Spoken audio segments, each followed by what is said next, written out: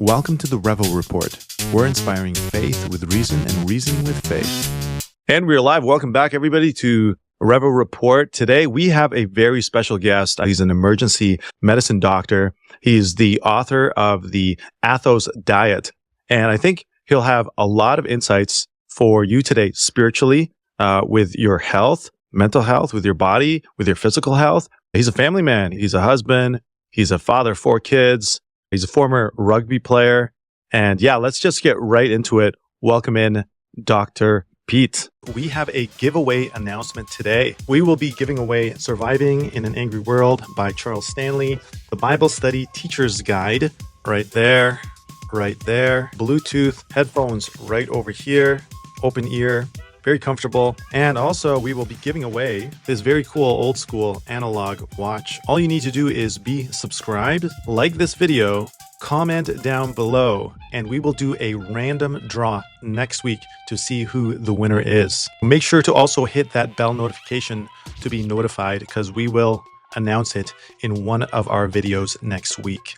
All right, let's get back into it. Hey, Vince, thanks for having me, man. Very excited to be here. We're really glad to be chatting with my brother from Canada here. I'm in Pennsylvania. It's cold in both places. Yeah, we were just talking about that. Well, I want to get right into it. I got so many questions for you. But right off the bat, what I'm really curious about is, as a emergency medicine doctor, with also, your faith in God, with a Greek Orthodox background, how has your faith shaped the way you approach your work in medicine? Yeah, this is a great question, and it's a huge aspect of what I bring. In one way, it helps me navigate some tough scenarios. In the emergency department, we take care of everything and anything that comes through the doors. I mean, it's 24/7 work. I work shifts right now that are about 12 hours, but they can be overnight, holidays, weekends. And I can tell you, struggle and tragedy and sorrow occur 24 hours a day. And I always like to say that the miracle is not that Western medicine has figured out a way to solve a lot of this. The miracle is that we don't all die 100 different ways every day. We really have a lot to be grateful for. And I remember a story actually once. I was at a conference and there was this lady giving a very excited talk about her seeing God and Jesus. And she was in this tough relationship where she was getting abused and assaulted and really had a tough life. But she made it out of it. But she attributed a lot of it to her connection with God. And she had this vision of seeing him. And, she spoke about it very in great detail.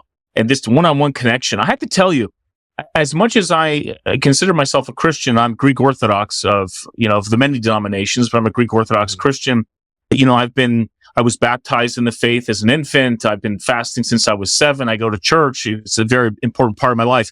But I have never been blessed to have a vision of God. Okay. I've never seen him. I can't tell you what his color looks like, how long his beard is. And when I left this conference, I remember thinking to myself, you know what, God, I'm a little jealous. Here's this lady talking about her interaction with you and the speech she's had and the conversations. And I just thought about that for a while. And I just felt kind of down, like, where's my connection? And I had this epiphany moment, maybe an hour later. I was like, wait, I've never had her problems. I've never been assaulted. I've never been addicted to drugs. I've never been, thrown down and cast down in the ways that she described. And I realized, prevention is a beautiful thing. I mean, it'd be very nice to kind of go through all of hell and see God at the end of it, but it's also kind of nice not to go through hell. And so some ways, you got to be careful what you pray for, because in some way, and I think historically too, Solomon and David, they didn't like spend, hours talking to God. In fact, I think their one-on-one interactions were pretty limited, but, I don't consider myself to be Prophet David or the King Solomon. But in any case, I am very grateful. I am very grateful for the things that I've never experienced and for the things that I've never had to be saved from. And I think that we need to be aware of that, that sometimes the greatest miracle are the things that we don't have to react to. So as an emergency medicine doctor, first and foremost, I go into every shift feeling very grateful, because there are a lot of things that go on every hour of the day that I've never personally experienced. Now, I'm responsible. It's a tough spot. You hear about people who might see something, they see a car accident and they get disturbed. Maybe they had the opportunity to go do something, perhaps to help a person that was in a tough moment. But it's a whole nother thing to actually be responsible, and maybe so responsible that if you get it wrong, you might actually be written up. You might actually be sued. You might actually be put in front of a morbidity and mortality committee to say, hey, what did you do wrong, Dr. Pete, in this case? And that's a lot of pressure. But I will say that the Christian faith that I hold and I recognize through all my marches, through my shifts, it's very consoling. And certainly there are scenarios when it comes to end of life care where you just know that things are futile. You know, you have to be able to reference something other than an algorithm, to make sense of it all. Never mind the fact that when the dust settles and you go home to sleep for the night, do you feel at peace about things? You struggle with it. I've had to take care of kids that were sadly assaulted and killed by their own parents. I've had to take care of stroke victims and heart attacks, of people that were way too young to die, or those that had breast cancer and were in their last hours, that maybe there wasn't someone at bedside to be with them. And so there's a lot of beautiful moments, honestly, even amidst that tragedy. But I think what sustains me through all of that is my Christian background and belief. And it's to salve the suffering. And we'll talk about fasting is the ultimate preventative tool given by God. But certainly my Christian belief informs me every hour of my shift and really in my life. That's incredible. I was getting goosebumps there as you were sharing some of those things. Was there a particular moment when your Christian faith really directly influenced a medical decision that you made when treating someone? That I was telling you before, I never really got to speak to God, but I do think that people speak through my patients. How do these Christian beliefs kind of aid me in the moment? If there are any case studies for that? I mean, one quick story essentially is there was like an 18-month-old toddler, or that was dying from a terrible congenital abnormality. He had Down syndrome, and sadly his parents dropped him off basically in an ICU, and he spent pretty much those 18 months in an ICU. He never left the hospital. And was also sad about that, his parents didn't come to visit him. In fact, at some point, the nurses and staff there probably knew more about this child day to day than the family did. And it just so happened that as I was switching over to completing this rotation at this pediatric ICU, that it was very clear to us that this child was going to die. He was on some equipment called high flow that literally poured 50 liters of oxygen in through his nose and his mouth to help him get oxygen to the rest of his body. And that was failing him. So if you can imagine, Wow. That's a tremendous amount of oxygen. So we knew that it was futile. We knew that family wasn't going to come. And I knew that this child was not going to get any religious moment in his life. So what can you do? I had 4 kids at the time. We still have 4 kids, but they were all very young. And so what I did is what any Christian father does. And I just essentially chanted or sang a song for that child in his last moments. And it's funny, because it's a very simple song, and it was a sweet song. But I'll tell you, I can't tell you how many nurses came up to me afterwards and just said how special that moment was. And the reality is that if I hadn't been a Christian, if I hadn't had maybe some traditions that had been taught me, like, what would I have done in that moment? And what would I have done is what everyone else did, which is kind of just watch and wait. And so we put this child to sleep, and, he had a little, the hymn itself was called Of Thy Mystic Supper. Interestingly, we sing that right before we have communion, which is the very end of liturgy, sort of the pinnacle moment, but speaks about preparing your soul and asking God to allow you to receive communion, essentially salvation. But that was the last hymn that this child ever heard before he was put to sleep. But you can also imagine, too, you're trying to make sense of that moment and why his parents weren't there, and it's very easy to become judgmental. But that was certainly a moment that helped me. The other story is that my mother actually died about 8 years ago from breast cancer.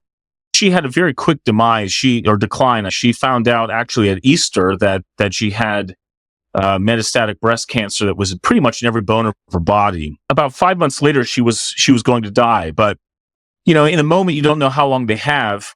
And there was this one time that we were at a hospital 4 hours away from home because she had a complication of sorts.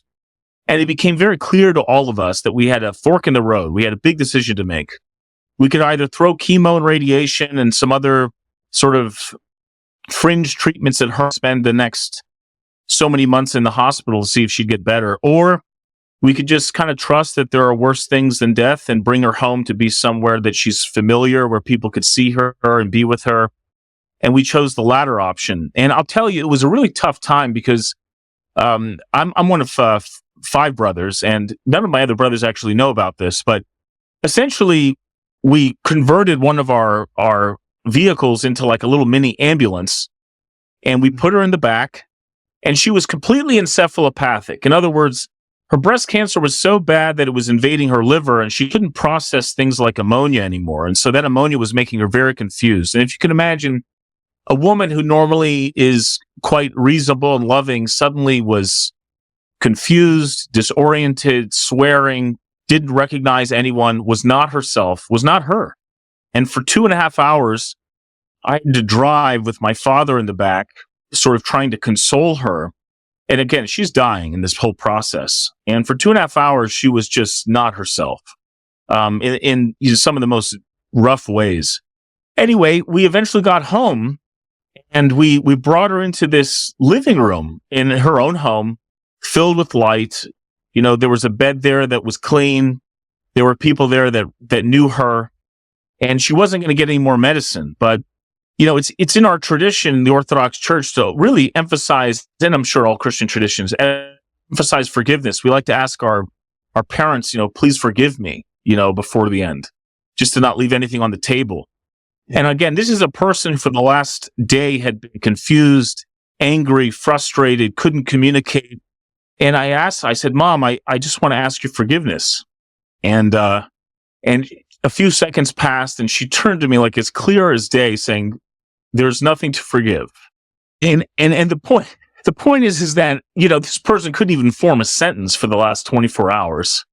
And it was really the last time that I had any sort of meaningful exchange with her. But she ended up dying, and that was a very powerful moment. But so some people play music, their favorite hit song for the 1980s, as they're passing. For me in my Christian tradition, we were focused a little bit more on forgiveness and trying to spend that moment. But that was a very powerful moment in my life as a doctor, as a son, as a whatever, that I knew that she was clear, in that moment. And it was a miracle. It was a miracle for me to be able to steal that moment before the end. Yeah, that is a miracle. I mean, to have someone even at that, you can tell obviously something is happening neurologically, but in that moment for almost God to take over just to give you that message. We were exactly. I'm a pastor at a local church here in Toronto, and one of our members, their mother just died, and I was at the deathbed. And one of the things that we did also was to, say your I love yous, say your I forgive you, and ask for forgiveness as well. And then just say the goodbye also. Beautiful. And yeah, that was a very touching moment. And then we sang Amazing Grace, and you could tell that she was in a little bit of pain, a little bit agitated.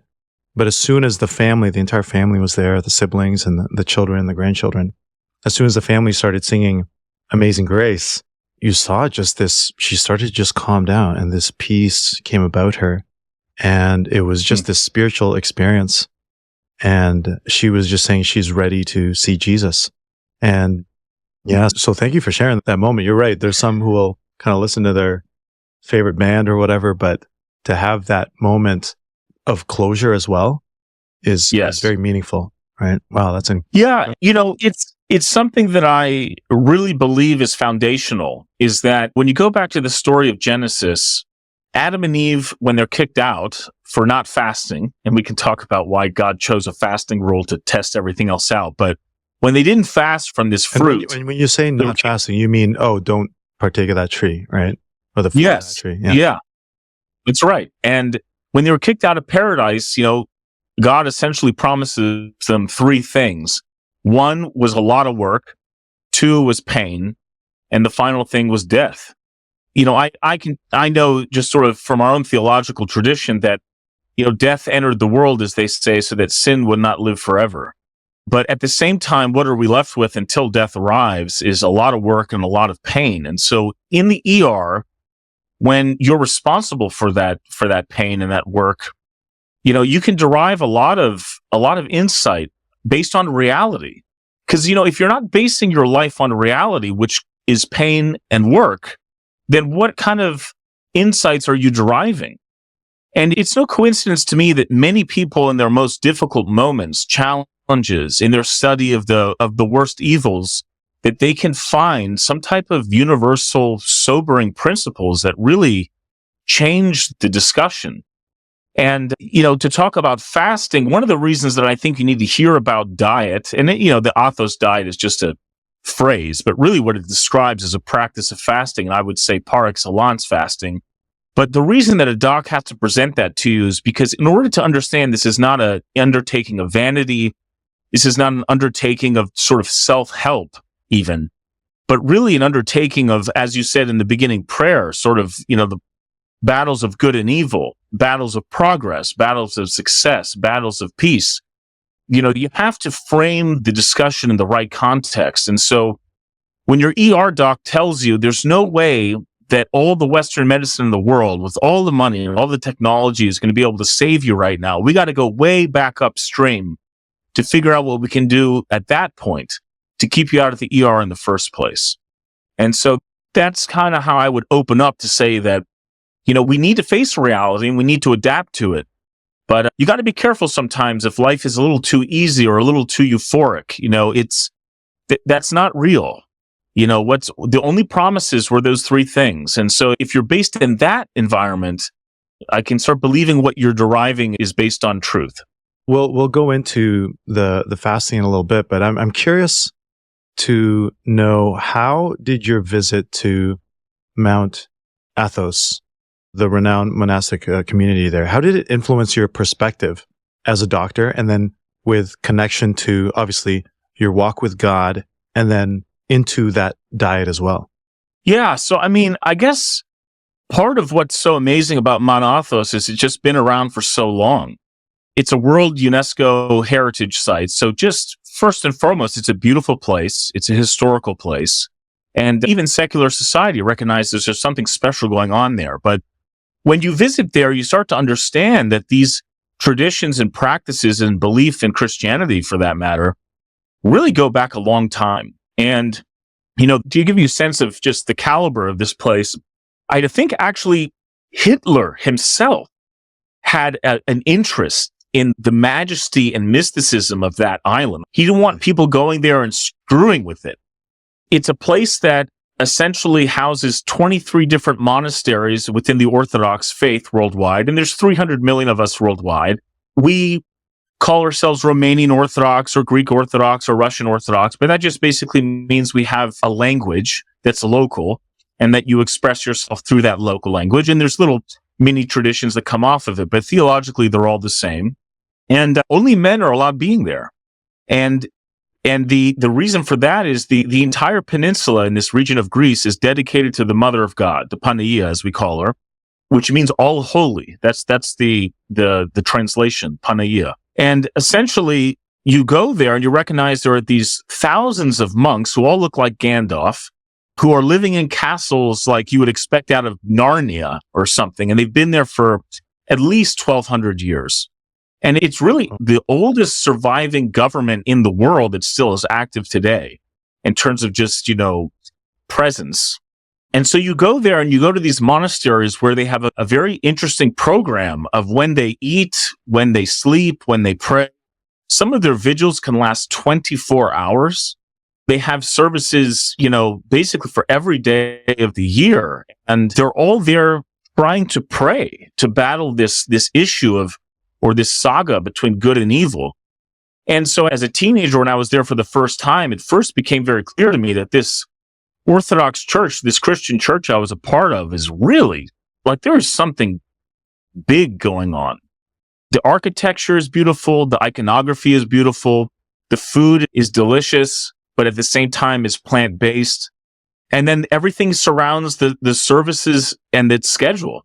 With that said, you kind of leave that place realizing like, oh my gosh, like I go back to my Sunday rule or I go to church here or something, but there is a part of Christianity that really could occupy every minute of your life. And that's how it's been done for a very long time. So isn't it interesting that in the peace and quiet and solitude of this place is a lifestyle that emerges, not intentionally, but emerges as a result of that focus on God that literally sustains them across their lives, so that people who are in their 80s, 90s, and 100s don't have dementia. They don't have Parkinson's. They don't have Alzheimer's. They don't have other neurodegenerative diseases that are usually quite prominent and quite common in that age group. As they started to look at these communities and how their longevity is longer and how their quality of life is higher, you start seeing that through a Christian perspective, but you try to understand it maybe through a medicinal perspective, a scientific perspective, and you realize it's not just about what they eat or how much they eat, but when they eat. And suddenly, all of these things start to synchronize and align, and there's some really incredible wisdom to be found and shared with the world there. Man, that is wild. Was there a really memorable experience that you had when you were visiting there that deepened your understanding of faith and health? You know, I would just emphasize that there are still adventures to be had in 2025. You know, like the place is just so magical. And I remember walking through these hiking trails from monastery to monastery. I was with my twin brother. I was with my uncle, who's actually a theologian. He's a professor at Holy Cross Seminary in Boston, and my papu, my grandfather. And we were just walking with our backpacks, you know, going from monastery to monastery, seeking hospitality, going for services, going to the next place, you know, and it was such an adventure. And to know that type of, like I said, like Narnia, Lord of the Rings experience can be recreated in the modern day, it just made you feel like something really magical still exists. Like there's still a magic that exists that if you care to foster it and find it, you can participate in that. And so that always gave me a sense of not just taking things for superficial, not just taking things for, you know, for what they seem to be, but maybe trying to go a level deeper. And that way of looking at things has helped me a lot. And certainly has found a place for me in breaking into this world of fasting and why it's so powerful. And what really sets the Athos diet apart from other, there's a million diets out there, right? Yeah. What sets it apart from the others, do you think? Well, I would just say this. I believe that the Athos diet is Christian fasting done right. And, you know, it's so funny. Today is the first day of Great Lent. And if you go back to the New Testament, we just read this yesterday, but it says that when you fast, don't let others know. And don't cover yourself in essentially ashes and other things that make you feel others like you're suffering or you're. What's so interesting about that passage, and as I've kind of realized what fasting is supposed to be, is that my litmus test to you is if your fasting rule makes you feel low energy, down, subdued, then you're doing it wrong. Because in the New Testament, it says when you fast, cover yourself in oil, you know, be radiant. And again, in my opinion is, if you're doing fasting right, and that's why I'm trying to share that with the world as a doctor, if you're doing it right, you will look radiant.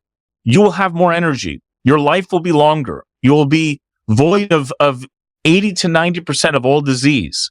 And in that regard, the stakes are very, very high. And so fasting, in my opinion, again, especially as we get to the Western world and we realize that we can't outspend disease, it's impossible, that we have to have something as meek, as universal, low cost, and Christian with the capital C that can really save us. And that's what fasting's supposed to be. It's supposed to be God's salve to the suffering of this world so that it makes the work a little lighter and the pain a little less, or the pain a little more tolerable. And so in that regard, I think that's what the Athos diet really is. It's Christian fasting done right so that when you do it, you can emerge to what we're supposed to be, which is radiant and bold and able. And certainly we get reflective and deep, but we have to be careful that we have parameters that make sure we're getting healing of both soul and body. Soul and body. These phrases oftentimes are combined. These words are combined in the New Testament. And so we need to heal both. And that's what fasting does very well. So I have been doing intermittent fasting now for about 2 years. Right after COVID, I ballooned up to, must have been around 215, 220 pounds, and I'm 5'10" and a half. So I was way overweight for me. And it wasn't muscle weight, right? It was just, I was overeating. Right. I started intermittent fasting and my weight started coming down to the point now where I'm able also to go about a full day. I'll do OMAD fast. What's the difference between, intermittent fasting, which a lot of the kind of monastic traditions, they're doing almost daily, right? A type of intermittent fasting. But that has kind of become a trend now. People are doing intermittent fasting or keto diet. What's the difference with those two and the Athos diet that you're putting kind of an emphasis on? Well, speaking the intermittent fasting point, and again, these are all just terms that we play with, but no matter, the tradition persists, for over 1,000, or I would say based on writings that I found of the various fathers, at least 1,700 years. The 300s, the 200s, you can see writings from the Holy Fathers, the ancient fathers, about ways to eat, breaking your fast, what it means to pursue a Christian fast. And I've tried to pull all of these things together. And again, one of the reasons I go back to Athos over and over again is that they also have been pulling from those traditions from the early church and living them. But this is the cool thing. And this is why I feel like oftentimes you can't start at like a scientific tool perspective. It's just, there's no beauty in that. There's no inspiration in that. I can give you all the biohacks in the world, but if we start with something that's beautiful, good, and true, maybe something emerges from that. So the reason I bring this up is to say this. The monks of Mount Athos every day are challenged with the opportunity, and it's a challenge, to take communion every day, ideally. So that means that at the end of liturgy, they have the body and blood of Christ. And the reason that's so important, of course, is because through that, they seek salvation, kind of like a reset every day. And many people will say that when you fall asleep at night, it's like a miniature death. When you wake up in the morning, it's like a miniature resurrection. And in the process of getting ready for communion, you're supposed to have confession. You're supposed to forgive others. You're supposed to ask forgiveness. You're supposed to solve issues. And so if indeed once you're done eating the day before and you go to sleep with this perspective of this miniature death and this miniature resurrection in the morning, and you're preparing for salvation, which then comes to a climax with communion, then when they say, this is my body and blood for the remission of sins, for the healing of both soul and body, it's literal. And what I've done through science, or through what our understanding of science right now, is that when you essentially eat like a monk and you're eating late in the afternoon and then don't eat until the very next late morning, you're essentially not eating for about 16 hours a day, which is intermittent fasting. Right. And when any mammalian species intermittent fasts, it lives 30 to 40% longer. So it's just incredible that what comes with the territory of this discipline and this emphasis is something in the pudding, something in the process that comes with the territory, something so life-changing and life-saving. And, there are many examples of that through history where if we trust and have faith in God's commandments and what the right thing is to do, we're taken care of. And in this case, it's very dramatic and very apparent. But, it's an incredible thing. It's an incredible thing that what is intermittent fasting called today is essentially what the monks would call getting ready for death, getting ready and seeking salvation. And what comes with it is this incredible salve to suffering. And it's such a meek Christian phenomenon. The meek shall inherit the earth. Like, here's something so simple and so silent and so peaceful. And with that emphasis, all sorts of goodness emerges. But it comes with the territory. I think it'd be very difficult to kind of pursue this biohack for the sake of, and not link it to something so metaphysical. And now I have the inspiration to do this every day. I think it's a beautiful thing. It's like poetry. Wow. What would you say to someone who is maybe a lot more conservative and would maybe criticize the commercialization of this kind of monastic practice, so to speak, and say, hey, we can't bring that out to everybody. This is for Mount Athos. That's great. I mean, like I said, it is Christian fasting done right. And Christian fasting done right is three things. It's intermittent fasting where you're not eating for 16 hours, maybe even 20 hours a day. It's eating plant-based food, and it's cycling through that plant-based food diet throughout the year, depending on the liturgical cycle of the year. So for right now, we're entering Great Lent. That's about 48 days till Easter. So we're going to do a very intensive fast that includes plant-based food and intermittent fasting. And then when it comes to activity, it's essentially walking.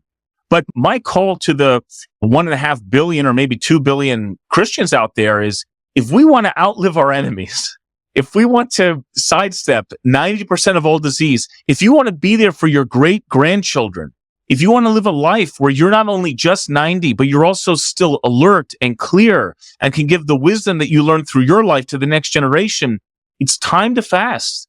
I don't think it's optional. And we've had, let's call it a 70 or 80 year experiment. Let's call it a 100-year experiment where we could kind of forget all the old traditions and kind of lean on our Western medicine, but it's catching up to us. America's $37 trillion in debt. We can't afford to take care of our elderly anymore. And I'm in the ER right now telling you that there is a tidal wave of tragedy coming our way because we cannot sustain the newest baby boomers who are overwhelming our healthcare system given their lifetime of bad eating habits. And I'm not trying to say that this is all just about like eating more vitamins and exercising more. I'm saying is that what comes with the physical well-being is the spiritual well-being.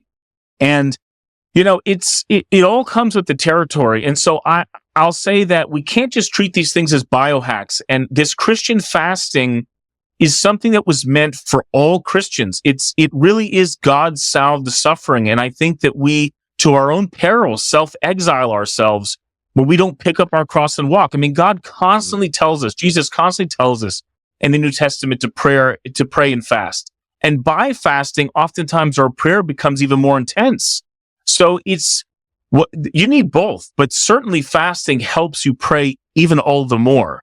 And so that's where I feel like we as Christians in the 21st century need to stop looking at fasting as some type of storybook kind of kumbaya thing that you do for fun or you do as an offering to God, which it is, but it also has huge implications to your life and really society. What would a world look like if everyone fasted like they're supposed to? I mean, we spend $5 trillion a year on disease in America alone. If I can get rid of 80 to 90% of that through fasting, that's a game changer. That's a game changer. Man, that's wild. I mean, I experienced it myself going through intermittent fasting, and then eventually doing one-day fast. I love your passion about this. You're clearly very knowledgeable about this. You're right there in the front lines, and you've done a lot of research on this. What about the scientific evidence that's supporting this is effective for someone's longevity? Obviously, someone's spirituality is harder to measure, but any scientific evidence that you ran across? Well, I will first start with sort of saying, hey, what is our core? And I think in the Western world, in the modern day, we think to ourselves, oh, it's definitely our brain. And certainly there's a lot going on there. But what's also sometimes minimized and completely looked over is the enteric nervous system, which lines our 30 feet of intestine, which is pretty much ever as complex as our brain. It's actually bigger than the peripheral nervous system that's our spinal cord and sensory system that innervates, allows us to grab things, touch things, interact with the world, feel things. But it's a huge system. So the enteric nervous system lines the intestine. It supports an intestine that is so hypersensitive that when you get appendicitis or a microperforation in your intestine, the pain is unbearable. If you've ever had a kidney stone, if you've ever had appendicitis, if you ever had a diverticulitis where you have a microperforation in your gut, you're in terrible pain. And this is because the intestine is just that sensitive. There are neurons that are in your intestine that are giving you the sensation that something's wrong. And I always found it so interesting in society, or at least in Western society, we have this thing of going with your gut. Hey, what's your gut say? Go with your gut. What do they mean by that? Right. It's actually very literal. It actually could be taken very literally. That's not bloating you're feeling in your belly. That's your body speaking to your brain saying something's wrong, something's not right. You need to listen to those signals. And if you're not, you're sidestepping and bypassing a huge amount of brain power that your body has, working to solve life's problems. There's 30 trillion cells in your body, and there's 100 trillion bacteria in your intestine. And those bacteria in your intestine are making things like serotonin, which are essential for cognitive function in your brain, for mood balance. Your immune system really begins in your digestive tract. There's entire elements of the nervous system that are ramped on and off. It's like a dial, not a switch, when it comes to when you eat. In fact, many of the latest research shows that 80% of our genes are linked to a circadian rhythm, a 24-hour cycle where, based on when you see light and when you eat, all of those genes now know when to turn on and off. They all are in this very synchronized dance. If you're eating all day, you are confusing 80% of your genes. It'd almost be like as if I took you in and out of a cave every other hour. Your body would be completely confused. Jet lag doesn't just exist in the sense of, when am I supposed to sleep tonight? Jet lag can also be induced by if you confuse when you eat. And so I bring this all up to say that your core very well might not be your brain. It very well might be your gut.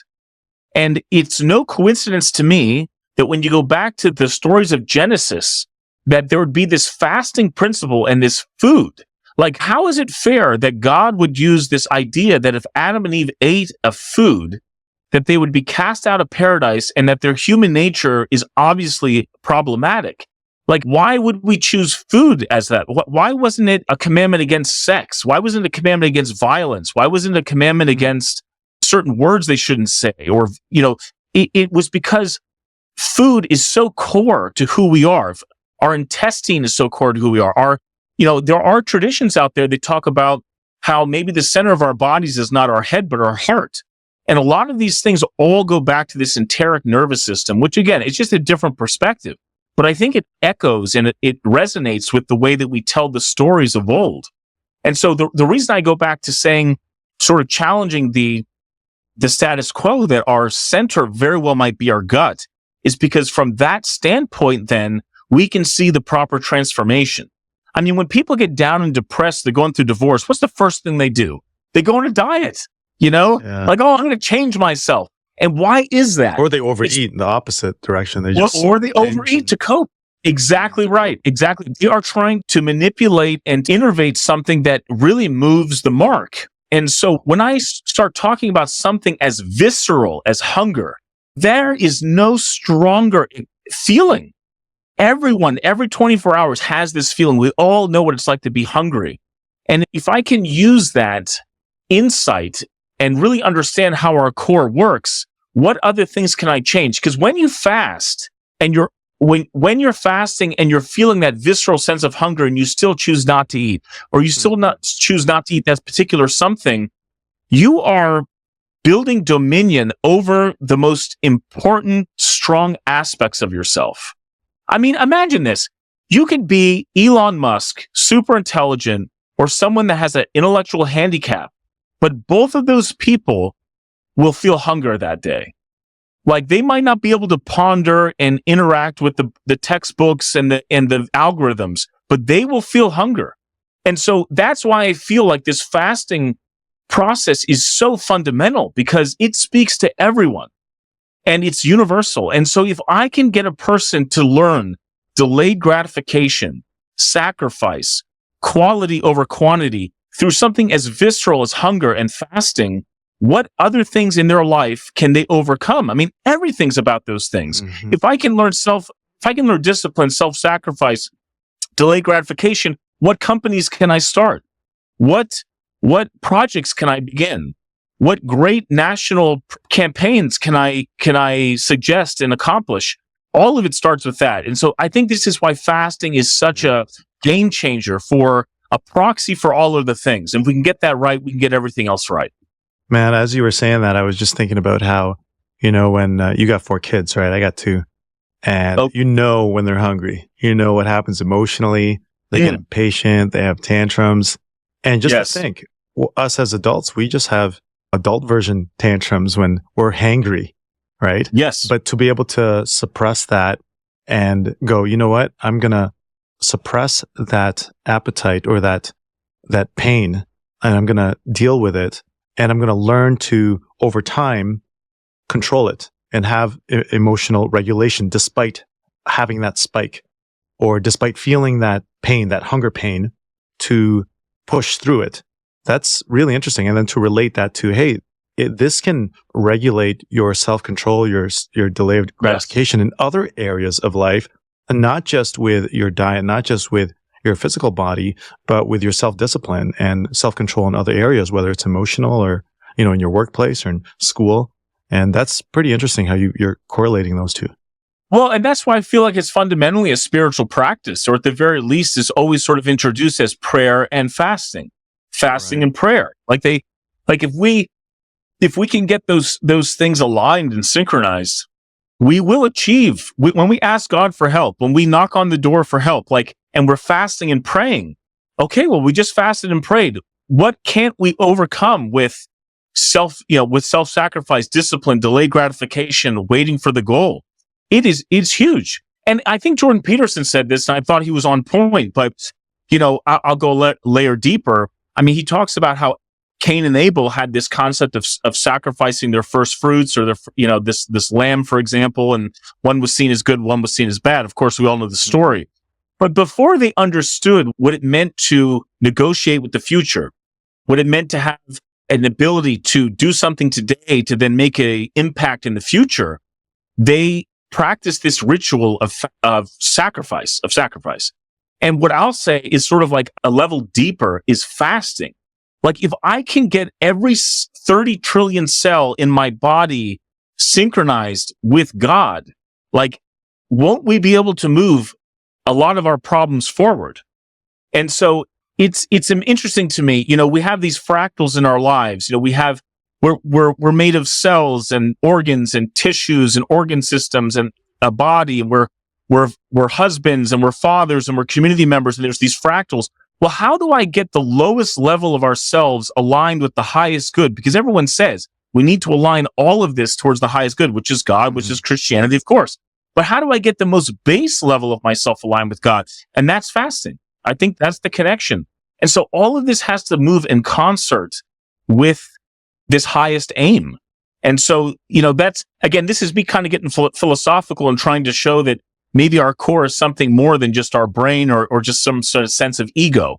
I really feel like it's embedded deep within us, and there's no more visceral core aspect of us than sort of this practice of eating. And what's interesting culturally too, I mean, everyone loves food, and every culture has their unique food items, and it's very special to you. In fact, I would say maybe second to religion, what you eat is kind of like what makes Greeks Greek, and people from Japan, Japanese, and from the Middle East, Middle Eastern. And there's something very important there that's going on. I mean, I don't know, I should write a paper on it or something, but they say there's something like 400 different types of bacteria in the human mouth. Why do we kiss a person you love? Are we exchanging information? Are we exchanging bacteria and then ingesting that and somehow figuring out if we're compatible? It's like, why the heck would we kiss someone? It doesn't make sense, But I just wonder sometimes, if this mechanism of communing and connecting with people through food is a real thing, and that really moves the core of us, what things in our cultural experience kind of resonate with that? And certainly breaking bread with another person, come over, I want to show you something that I love to eat. What does that mean? And so, I feel like step number one is to recognize that there's something really core going on when we talk about digestion in our gut and the food that we consume. And so I want to touch on this a little bit because you talked about it earlier, but okay, so you have the peripheral nervous system, right? You have the central nervous system. And then you were talking about how do you say that again? The autonomic nervous system? The gut lining, or... Oh, yeah. The enteric nervous system. Yes. So the autonomic nervous system is composed of the enteric nervous system, but then that branches out into two other things, which is so talking about the science and the physiology, there's the parasympathetic and sympathetic. And what's really cool in my mind is that there are so many children battling with ADHD. And the mechanism that Adderall and Ritalin and these various other drugs are, and by the way, they're all amphetamines. I mean, they're all different derivatives of amphetamines, but they increase catecholamine release, serotonin release, dopamine release. And what's interesting to me is that when you fast, you get a natural upregulation of that part of the nervous system. So you literally will mimic a state of having Adderall or Ritalin by nature of fasting. And so if the world and if society took fasting more seriously, would we need at least as high of a dose of the Adderall or the Ritalin, or could we get off of it entirely? And in the process of learning that, let's say, coming to that physiological state through discipline and delayed gratification, now that child doesn't have a problem with any of those things. They stay focused. They understand what it means to wait. They understand what patience is. And you can't teach a child at 7, the long-term benefits of learning their science material or learning their alphabet or their math. But they can feel what it is to be hungry and to have delayed gratification. This is my point. It's if you want to talk to every human being in the world, communicate in a way that they can relate to. Move the metrics in that regard that they can really connect. And there's no more visceral, direct way of doing that than through food. And in particular, when you eat. And so this is why, going back to this concept of the monks of Mount Athos waiting 16, 18, 20 hours to eat every day, it's so crazy. And then embedded in the physiology is this process that literally heals you. And I know that was your original question. What are some of those things? But yeah, we can now blast off into that world. Now that we know maybe that our core is a little bit lower in us than our heads, it's maybe our gut. Now, what has God created in the physiology of our nervous system and physiology to make sure that we do get healing of both soul and body in the process? Man, that is, I've never come across that. That could be the reason why also a lot of people will say, hey, when I fast, I don't have that brain fog. I can think more clearly. I myself kind of self-diagnose ADHD. And one things I noticed that when I did start fasting, that in the beginning was a little bit tough, right? Because you go through that hunger pain and you're a little bit distracted. But I did notice that my brain fog kind of dissipated over time. What about fasting and also, let's say, drinking tea or drinking coffee? Some people will say, okay, well, as long as it's under 50 calories or whatever, you're still in that fasted state or you'll still hit autophagy. What do you think about those things? Yes. I just tell people that I'm a purist on this. So nothing with a calorie for 16 to 20 hours a day. Nothing with a calorie. So green tea is fine. Coffee is fine. But I would not, as long as it's black coffee, long as it's clean green tea, so to speak, lots of water, carbonated water, etc. Caffeine is fine. I don't mind caffeine. Now, you might find yourself not eating as much of it because you're already in a sympathetic dominant state, so you don't need as much of an upper to stay up. What is the reality sympathetic dominant stage? What is that? Yeah. So when you fast, the sympathetic nervous system revs up, and you get this natural release of catecholamines, adrenaline, noradrenaline, epinephrine, dopamine, serotonin, and so you're getting that naturally. And so the reason I bring this up is, again, it mimics that ADHD sort of medicine program. But what it also does too is it starts breaking down fat more aggressively too. So you could eat the same amount of calories, and studies show that you end up kind of burning a little bit more of your metabolism kind of rises over time because it's being turned on, because your body wants you to solve problems. What's interesting to me is that when you snack all day and you think, oh, I need more energy, you are turning on the other nervous system, which is the parasympathetic nervous system. That's rest and digest. In other words, every time you reach for a snack and you start digesting, you're turning your body, you're basically telling your body it's time to rest. And what's resting like? Sleeping. Oh my gosh, I'm really struggling today. I can't stay alert and awake. Well, you're probably eating too frequently. And the average American eats 11 times over 15 hours. So they are not intermittent fasting at all. Yeah. And, lo and behold, the life expectancy of human beings anymore in America anyway is actually downtrending. But if the average American lives to 72 and I can get you 30 to 40% longer lifespan by intermittent fasting, what a powerful mission to take on. So, we talked about the nervous system, but when you get to 12 hours of not eating a calorie, autophagy starts to turn on. And that literally is your body getting rid of bad proteins, getting rid of bad organelles, getting rid of bad cells for that matter. It's just cleaning house. And then as you move into about 16 hours, you're now starting to burn fat for fuel instead of sugar. That's the glycogen that's in your liver and your muscle. And at that point now, you're burning fat, and ketones are actually very brain friendly. Again, going back to mental illness, it's interesting to me that a quarter of women in America deal with anxiety.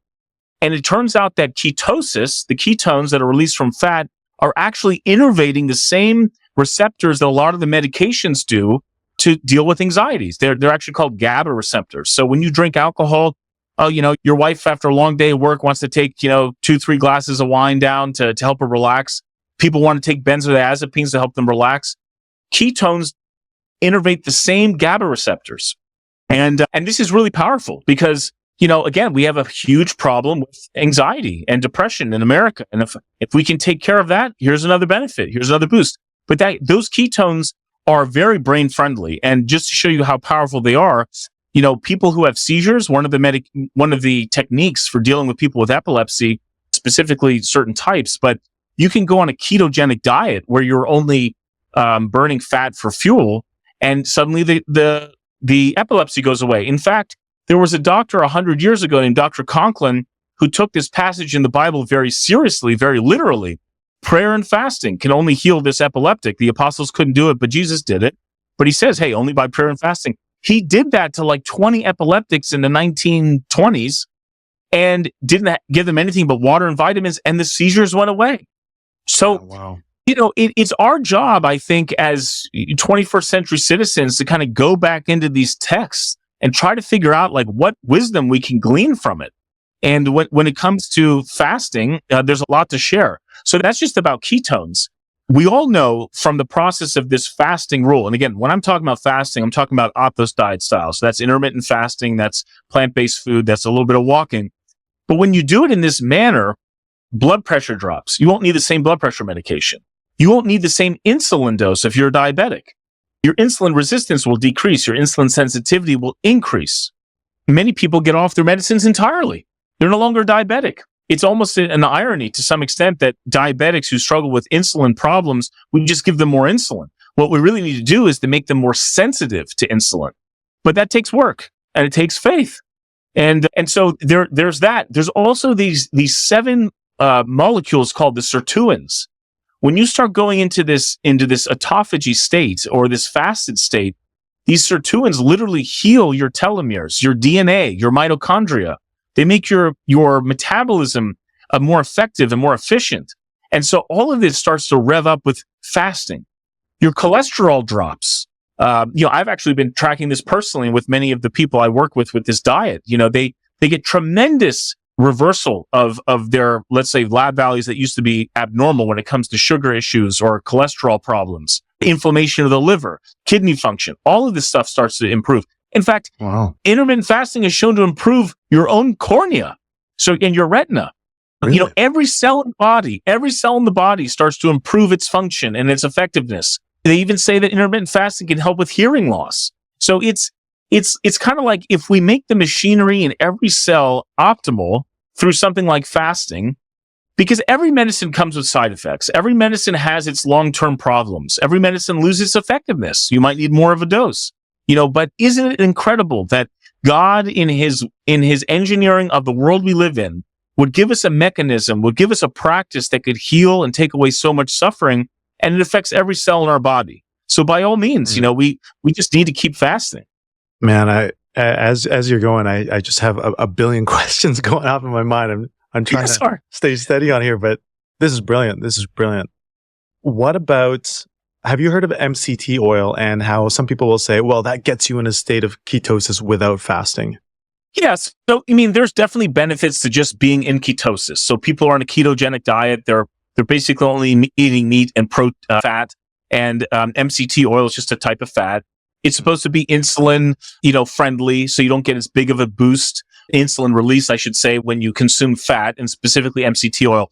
I'm not trying to say that that's not a worthy thing to do, but it's not pure intermittent fasting. And I'm speaking to people in India. I'm speaking to people in Guatemala. I'm speaking to people all over the world that might not have access to those particular oils and supplements. And so let me give you the short version, because, when you're an ER doc, You just want the biggest return on investment. You don't want diminishing returns. I want you just to get 95% of what you're supposed to. And so that's one of the things. But there are people that will throw some MCT oil in the mornings to help with their coffee.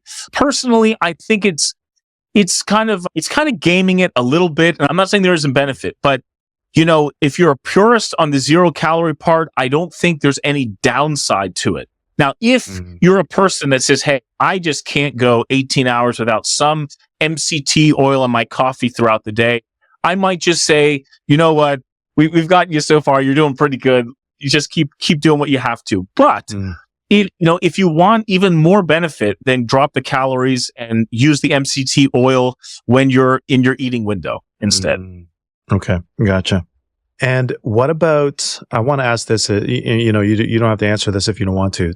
If it's a too personal question, but do your kids fast? Because you were talking about 7 years old. Do your kids fast? And what would you say to someone saying, hey, how could kids fast? They're still growing. They're still developing. They get the calories. Yeah. I mean, I'll say three things on this. One is that, and again, I'm just saying this just to prove the point, but I'm a 6'3" something guy, 272 pounds, unfortunately. And I've been fasting since I was 7. Since I was 7, I didn't lose inches. I didn't become everything worked out. Everything worked out. But with that said, though, I still keep that tradition going. So every one of my children since the age of 7 has been fasting. Now, they are not necessarily intermittent fasting for kids. I don't recommend them going more than 12 hours in a day. But I do think they should do the plant-based food. And when I say this, you guys have to keep in mind, as an Orthodox Christian, we spend like 180 to 200 days a year in this fasted state, sort of in different cycles. So I do take them along for the ride. Wednesdays and Fridays, 48 days leading up to Easter, 40 some days leading up to Christmas, certain fasting schedules throughout the summer. We have a health crisis. There are 10-year-olds now that are so obese that the new standard is to check them to make sure they don't have high cholesterol. We are seeing heart attacks in people in their 20s. That was unheard of. You were talking to an ER doc that trained in the 70s, and you're a 25-year-old with chest pain. He's rolling his eyes before he even goes into the room, being like, oh my gosh, like, what is this person doing here at 3 a.m? However, in the modern day, that might not be a ridiculous thing anymore. There are plenty of people at a young age, we've never seen it before, that are having heart attacks in their 20s. They're developing diabetes, and it's not type 1 diabetes, but type 2 diabetes at a very young age. It's all diet and cultural induced. And so I bring this up to say that I think that we have a healthcare crisis in America that's so systemic and so deep that I think even a child as young as 7 in this pathway would do well by cleaning up their diet. There's something really important to bring up, though. And this is the thing. There was this study done called the ACE study, and they followed tens of thousands of children throughout their lives. And they noticed there was a certain cohort of them that were living 20 years less. They were homeless. They were addicted to drugs. They got divorced. They couldn't keep a job. They had all sorts of health problems, diabetes, high cholesterol, stroke, etc. What the hell happened? And what they recognized was that these children had these events called the adverse childhood events. That as few as 3 or 4 of these, I believe was the magic number, if they so much as witnessed assault, were victims of assault, were in that world of drugs and alcohol, were violently abused, were neglected, that they were almost destined. They were almost destined to live less long from all these different problems. And what that tells me is, one, we need to really protect our children, because so much that occurs in their formative years literally then cascades. It's almost impossible to prevent later on. But what it also tells me is that if a lot of harm and suffering and neglect can rob a child of 20 years, what can love and attention and support, and I would say fasting with these concepts of sacrifice and delayed gratification, discipline, what years can I add to their lives at a young age? So I just bring this up to say that when we talk about fasting, let's not leave any money on the table. I think that if there's any time in life for a child to really inculcate these rules into their lives, it's got to be when they're young. It's got to be when they're young. And they're going to sidestep a tsunami of problems of addiction and abuse and divorce and all those things I mentioned to you later on as a result. Again, it's God salve the suffering. Wow, I'm not, to be honest, I had 20 questions for you and I'm at 5 right now just because I'm so interested in everything you've been saying, man. And Great. I actually have to pick up my wife in a No couple of problem. minutes. I gotta leave here. But whoa, I'm blown away by this. I've watched a few of your interviews. I love how well articulate you are, and you've obviously studied this and lived it out as well. Can we have a part 2 of this? Absolutely. And you know, what's really cool, again, it's no coincidence that as we talk about fasting, we weave into sort of the philosophical and sort of the scientific. It is the coolest little specialization that bridges both worlds. And so as a result, it's like we could talk about the science, but then like, oh my God, I can't believe that the sympathetic nervous system allows us to solve ADHD and anxiety and the spiritual thing. And so it's very interconnected. And so by all means, Vince, I'm just honored to be on your podcast in general, but let's have part 2 or more in the future. No problem at all. I got 4 kids. I know the reality of picking people up. I'm like a ER doc during the day and a taxi driver in the evening. No doubt. This work is incredible. It's something that I really need to look into because I've been doing intermittent fasting. We do fasting at our church. We do 2 fasting schedules throughout the year. And I want to look into, doing it at specific times, specific days in the week, and even talking to, our parishioners about it as well. You're just a few hours away from us. I'd like to also extend an invite. If ever you are in the area, come speak at our church about this, share your book if you're willing, because I think, man, people will really benefit from this, especially the knowledge you have, your ability to articulate it, and also just your passion and living it out. So that's incredible, man. I hate to cut it short. No worries. I'm long-winded. But no, thank you, Vince. I really appreciate it. And sorry for any of the technological issues here, but I'll make sure my internet connection is a little stronger next time too. I know that your title with Anton was, I think he titled it the Jesus Diet. I want to ask this one last question, if I could, before we close off. Is there historical evidence, or at least in your studies that you've done, that the Athos Diet is, because of the Orthodox tradition and very close to going back to the church fathers, to the early church traditions, is there evidence that you've seen that this is actually the diet probably of Jesus or probably of the early disciples and the apostles? I would argue that it probably does mimic it. I don't believe necessarily that Jesus, and I'm only bringing this up because some people will watch this and be like, oh, was Jesus sort of, the greatest good was to prevent animals from being slaughtered. I mean, that was a nice second order effect of being, plant-based, but I don't think that was his highest good in terms of why he was fasting. So I just put that out there. But what I will say, though, is that I do believe there's plenty of, evidence in the literature, in the canons of the church, as to like bishops and priests are not allowed to slaughter animals, by the way. Monks in the Orthodox Church never eat meat. They can have, at best, dairy and eggs, and then it's all plant-based, and then they go vegan for these other more significant parts of the year. So all of that gives me breadcrumbs to believe that they're practicing a tradition that mimics something that was developed very early on. And again, this is based on readings from various fathers that I've been quoting, but they all seem to resonate with this idea of a plant-based diet, sort of oscillating throughout the year and really limiting the amount of hours that they eat. Something like 1 meal a day, or perhaps in the case of other parts of the year where there's communion and a meal, etc., maybe it's many as 8 hours, but probably not more than that. And so, yes, I think if I know anything about how much these monks try to maintain the way they look, the way they pray, what they do, what they believe, to mimic the apostles of the church and what Jesus told the apostles. I mean, and so I don't think it's a far reach to then believe that perhaps apostles then telling the next generation will eventually go to Mount Athos and populate it, that this is what you're supposed to do. And again, the proof is in the pudding. Like, they don't have the disease. They don't have the high cholesterol and the hypertension and the diabetes, and God's taking care of them. Mm-hmm. And only because doing it, it's only because they're doing it. I mean, it's not just because they're blessed people and God says you don't have to do the work, but there is a pathway.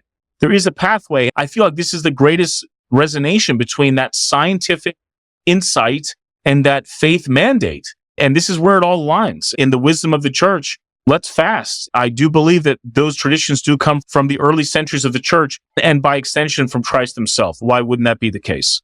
Amen. And would you let us know also, and for those watching, how they can reach you? I know you're on X. I know you have a podcast also on YouTube, and your website is up there. So if you guys want to get in touch with Dr. Pete, he's on X. That's how I got in touch with him. But also the website. Check out the website if you want to check out the book. Your book is on Amazon as well. But any other contacts or that you want to share? No, thank you for asking. It's theathosdiet.com, and you can buy the book on Amazon. We've sold books for pretty much every continent on Earth other than Antarctica. I like to think that Kim Jong-un is reading my book right now in North Korea. I even saw someone buy something out that direction on a map. But in any way, yeah, I mean, that's there. And I just think that the podcasts are super high yield. We have a little section on our website, but we try to put them on Twitter as well. And Instagram, we have a little bit of a following there, but it's not as strong. But yeah, I think a lot of that material out there, and it's just great discussion. It's just good, high yield discussion as we talk about something so basic and so meek and so simple, and yet it somehow speaks to every aspect of who we are. And so in that regard, it's really a dynamic discussion. I hope to have more with you, Vince, in the future. Yeah, I just want to thank you again, man, because before I had backslid, became an atheist for a period of time. And, I was watching and reading about all these biohacks and all these other things. And oftentimes they would be coming from doctors that weren't Christians. And the emphasis was always just on whether you're going to make more money or improve in your career or be better in your health. But I love this holistic aspect of it. When in Jeremiah, when he says, God has plans for you, plans to prosper you and not to harm you, plans to give you hope, future. The word there is shalom, right? And that shalom is a holistic blessing. And so coming from a Christian doctor like yourself, who studied these things, I think the Christian world sometimes is split into these two spectrums where, it's ultra spiritualized and, forget the psychology, forget the science, forget the medicine. Let's just focus on the spiritual. But I think you're bridging that gap between, hey, there's actual scientific evidence here and the spiritual world as well.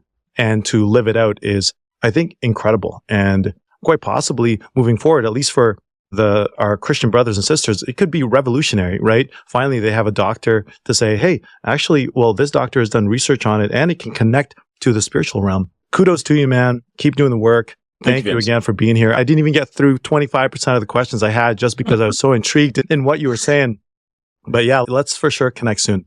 Thank you, Vince. Appreciate it. Thanks. I look forward to the next round. Same here. All right. God bless you, brother.